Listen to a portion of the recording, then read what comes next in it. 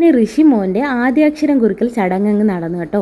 രാവിലെ വർക്കല ശിവഗിരിയിലേക്കാണ് പോയത്. രാവിലെ തന്നെ വീട്ടിൽ നിന്ന് ഇറങ്ങാൻ ശ്രദ്ധിച്ചു. കാരണം താമസിച്ചാൽ തിരക്കും ചൂടുമൊക്കെ ആകുമ്പോൾ എഴുതുന്ന സമയത്ത് കുഞ്ഞ് കരച്ചിലും പ്രശ്നങ്ങളൊക്കെ ഉണ്ടാക്കണ്ട എന്ന് കരുതി നേരത്തെ തന്നെ വീട്ടിൽ നിന്ന് ഇറങ്ങി.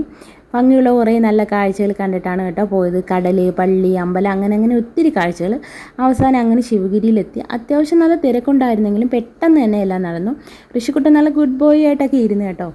ആദ്യം നമ്മൾ കൗണ്ടറിൽ നിന്ന് വിദ്യാരംഭ രസീത് വാങ്ങിച്ചിട്ടാണ് എഴുതാൻ പോകേണ്ടുന്നത്.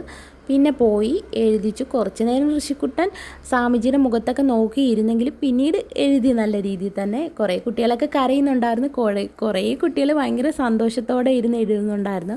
അങ്ങനെ ഓരോ കുഞ്ഞുങ്ങളും ഓരോ രീതിയിൽ എഴുത്ത് നടത്തിക്കൊണ്ടിരുന്നു അവിടെ. ഞങ്ങൾ പിന്നെ മുകളിലോട്ട് പോകാമെന്ന് വിചാരിച്ചു.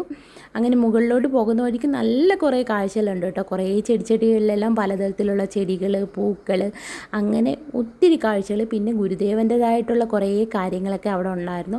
അതൊക്കെ കണ്ട് സമാധാനമായിട്ട് തന്നെ പോയി. പിന്നെ കുറേ കാഴ്ചകളെല്ലാം കണ്ട് നമ്മൾ ലാസ്റ്റ് മുകളിലെത്തിയിട്ടുണ്ടായിരുന്നു.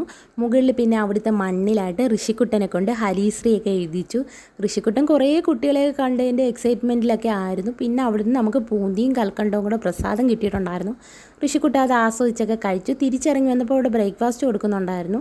ക്യൂവിൽ നിന്നിട്ട് വേണം കേട്ടോ പോയി കഴിക്കാൻ വേണ്ടിയിട്ട്. ഉപ്പുമാവും പയറുകറിയായിരുന്നു, അടിപൊളിയായിരുന്നു. അങ്ങനെ വയറും മനസ്സും ഒക്കെ നിറഞ്ഞ് ഞങ്ങളെ യാത്രയൊക്കെ അവസാനിപ്പിച്ച് ഞങ്ങൾ വീട്ടിലെത്തി. അപ്പോൾ വീഡിയോ ഇഷ്ടപ്പെട്ട എല്ലാവരും ഒന്ന് സപ്പോർട്ട് ചെയ്യണം. പിന്നെ വേറൊന്നുമില്ല, വീണ്ടും കാണുന്നവരേക്കും ടാറ്റാ ബൈ ബൈ.